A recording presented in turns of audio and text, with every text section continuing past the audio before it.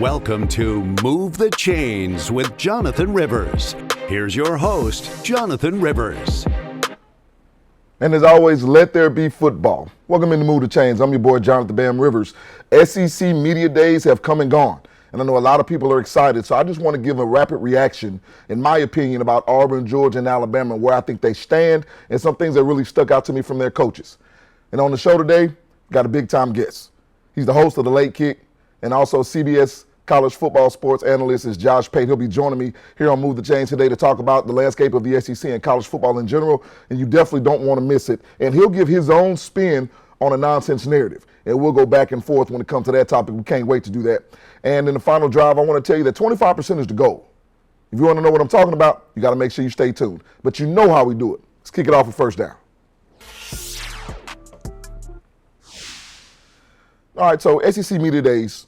And I want to start with Georgia and Kirby Smart. So, see, when you're a program that has won 2 championships in the past 3 years, you have to find a way to kind of reevaluate what it is that you do. Not because you're doing anything wrong, but because you're doing so much right.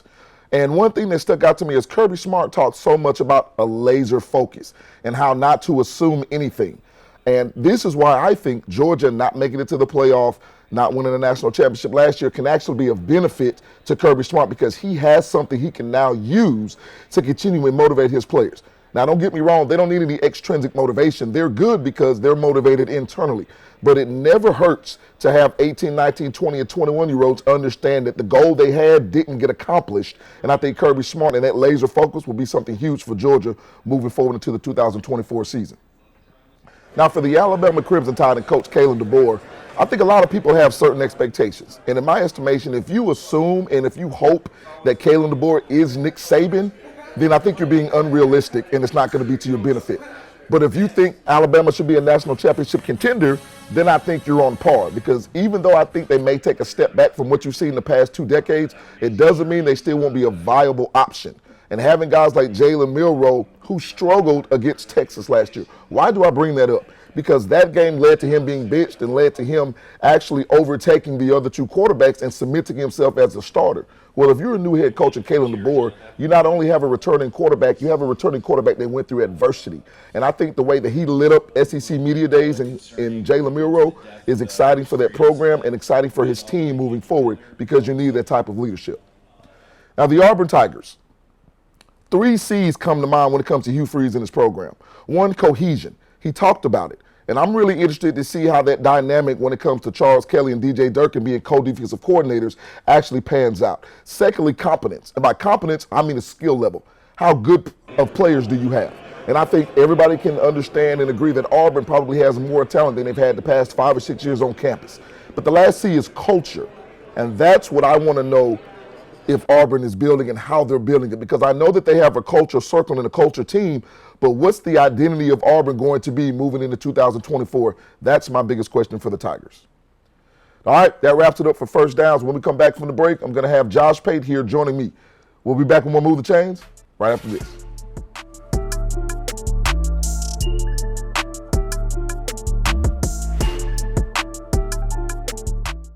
And welcome back into the show. And before we get started and bring in our special guest, I want to, as always, take time to thank you, the fans, whether you're watching on the Sports Leader, WXTX Fox 54, or you're checking us out on YouTube.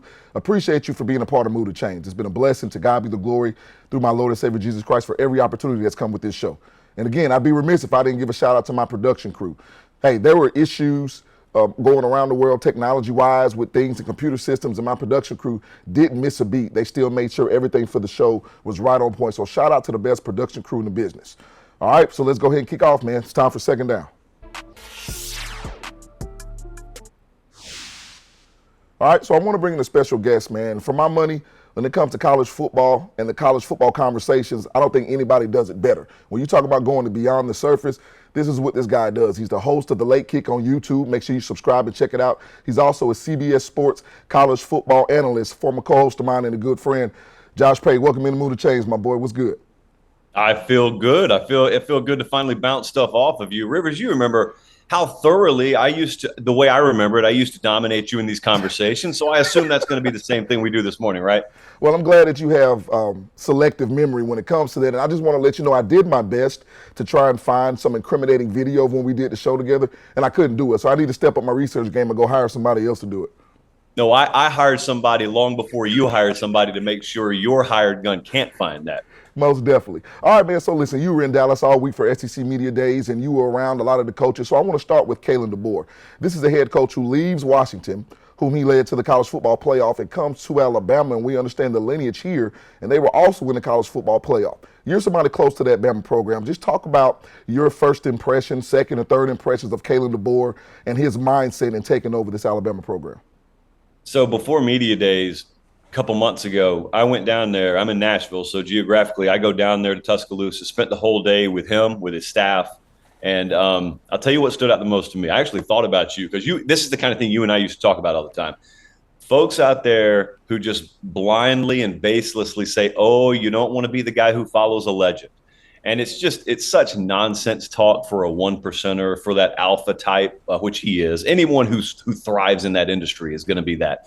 And he looked at it totally differently. He looked at it and said, all due respect to Nick Saban, I don't care who I'm following. I care what I'm inheriting.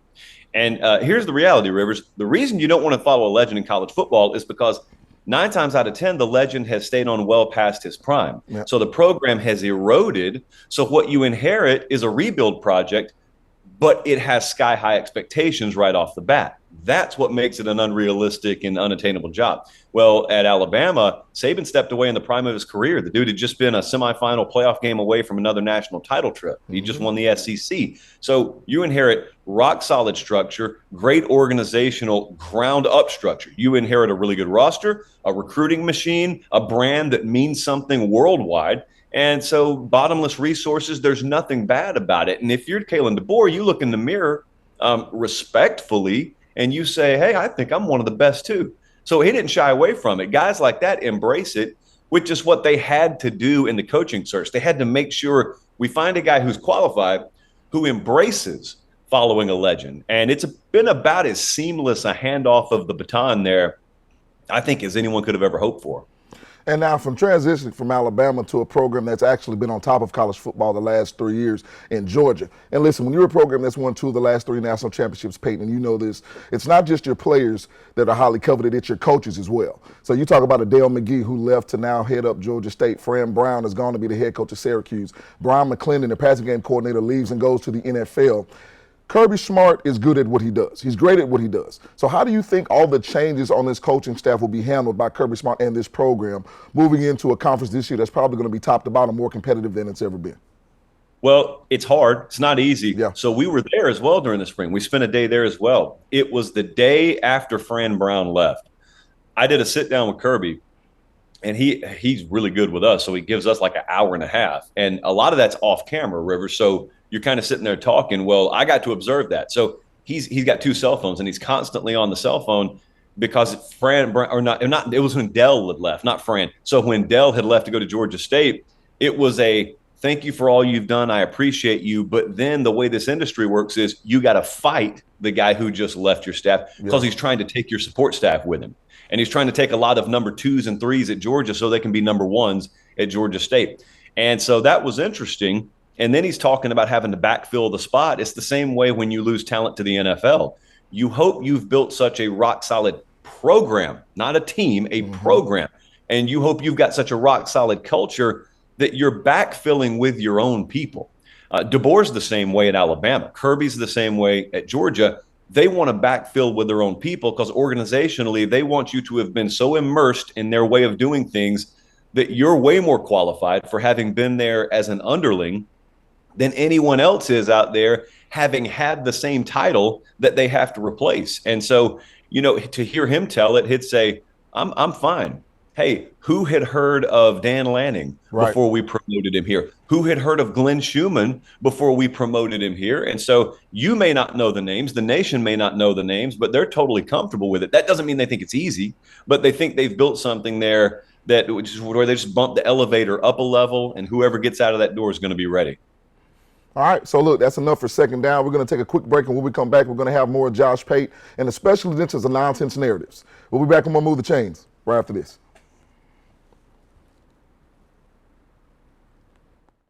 And welcome back into the show. We've still got Josh Pate with us. And I want to remind everybody, again, you can subscribe to the YouTube channel for Move the Chains. It's at move_the_chains. And you know what time it is. It's a special edition, too. My favorite segment of the show. It's time for the Nonsense Narrative.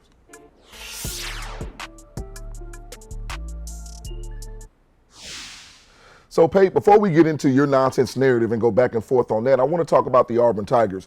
Everybody, especially Hugh Freeze, is very excited about the talent that they have in the room and on the field at Auburn, as well as his coaching staff. And I know you like to break down tiers when it comes to conferences. Just what are your thoughts on what the expectations should be for the Auburn Tigers in 2024? They were pretty cerebral in the way they went about this, Rivers. So you know the way the NIL market works right now. You can go do what Miami did. You can go do what Notre Dame did, land yourself a big quarterback, and immediately, boom, there's expectation. I think Hugh knew he's more than 1 year away, and he's more than one quarterback away from being an SEC title contender. So they didn't go and compete for a Malik Murphy or a Cam Ward. A lot of people criticized him for that. I didn't. I actually thought it was very shrewd because I think that would have falsely inflated their expectation. 9, 10 wins. Could they be a sleeper? Mm-hmm. Well, that's not a 9, 10 win roster this year.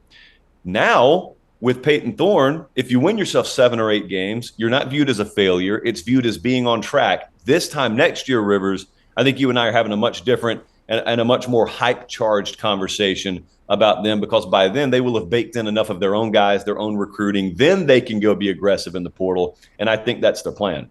No, you and I agree. I remember we were doing the show back when Gus Malzahn was there and they made it to a national championship game in his first season. And you and I both said, hey, this may be the biggest regret Auburn has. And people say, you're crazy they went to a national championship game. We know. But now we know what the unrealistic expectations will be for Auburn, and we see how they weren't able to live up to those. All right, so Pate, so typically in this segment, man, you know, I'm somebody who's combative.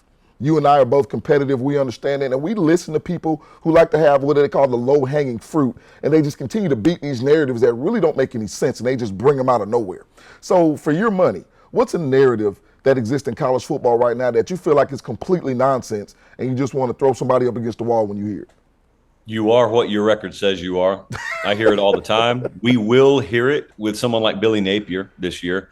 So, Rivers, if you were to be exposed to the way Kirby does things, if you were to be exposed to the way Saban did things, the way Ryan Day does things, and then you went and you hung out for a day or a 2 or a week at Florida, but I didn't let you see the walls, I didn't let you see the color scheme, you didn't know where you were, you would think you're at one of those big programs because that's where Billy Napier learned. And you would think organizationally, wow, this place is buttoned up, it got it together. There's an army of folks, they're all moving in the same direction. Organizationally, they've got it built the way it needs to be built. They've got the toughest schedule I've ever seen in college football. He's entering year 3. Their over-under win total is below that of bowl eligibility.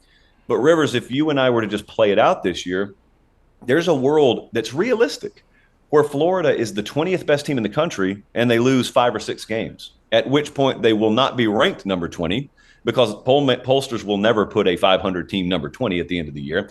You'll be told you are what your record says you are. You'll be told we're not seeing enough improvement from people who have no clue how to gauge improvement tangibly in college football. And they'll be unaware that if I were to have taken that same Florida team and put them in the ACC, they would have gone 9-3 or 10-2 in the Big 12. They'll just cry out, fire him, he's not good enough. And that's the kind of person who, if they get their way, continues to set their program back and back and back. And then you're Tennessee all of a sudden and you're saying, wow, we haven't even sniffed a national title in a quarter century. What happened? What happened is improper perspective and lack of patience. Mm-hmm.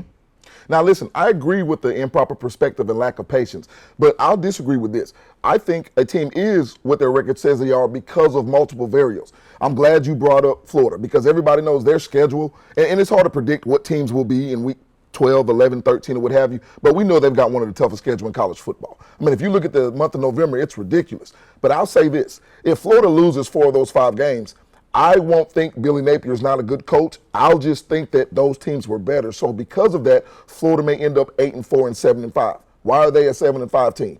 like you alluded to, because they're in the SEC. If you move them into another conference, absolutely, I think they'll be better. But I don't subscribe to the notion of firing somebody because they're not necessarily competing for an SEC championship, because Napier is a good coach. But I firmly believe that you are what your record says you are. I just know it's for a multitude of reasons. You can have a national championship contender come in and have injuries, and then because of that, they're no longer a contender. I allow Florida State. So things happen, and I understand your premise, but overall, I kind of agree with you are what your record says you are.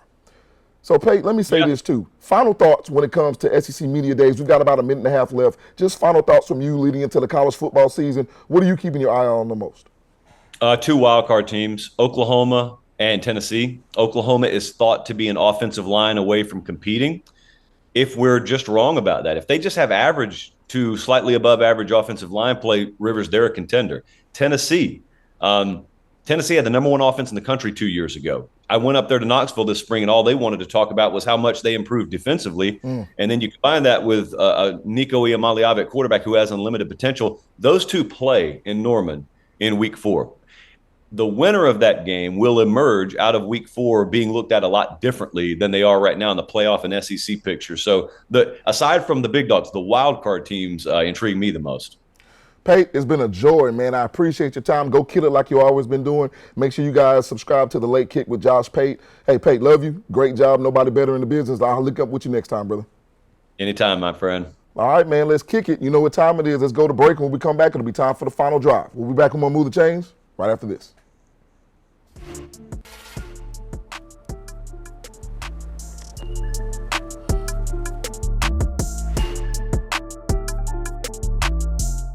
And welcome back, man. Blessing to have Josh here on the show. He's doing big things, and I'm definitely glad he was a part of Move the Chain today. And that was some great SEC talk between the two of us. But it's the final segment of the show, so you know what it is. It's time for the final drive.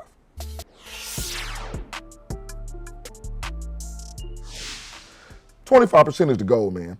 In a 12-team college football playoff, if you're a conference, especially the SEC, and I'll even throw in the Big Ten, 25% is the goal. If you can't get 3 teams in the college football playoff, right, 2 in addition to the conference champion that you're going to have, that's the automatic bid, then what's really going on? I don't see a team like the SEC nor the Big Ten not getting in 3 teams at least. 25% should be the goal for a top-flight program that has top-flight talent, top-flight coaching, and top-flight resources. So I'm just interested to see how things play out. I think I told you this before. Expect the unexpected when it comes to college football in 2024. And even with the perceived parity that's coming, I think 25% should still be the goal for conferences, especially the Southeastern Conference. All right, so remember, you can not only catch us right here on Move the Chains on the Sports Leader, WXTX Fox 54, but you can also catch us on YouTube. Subscribe to the channel. Go to YouTube, and the channel is at @move_the_chains. Make sure you subscribe, leave a comment, leave a question. Whatever remark you want to leave, it's much appreciated because we understand that's how we grow, and we definitely appreciate you, the fans. All right, that's it for my boy Josh Pate, who was a guest for the best production crew in the business. I'm your boy Jonathan Bam Rivers, and until next time I Move the Chains, God bless.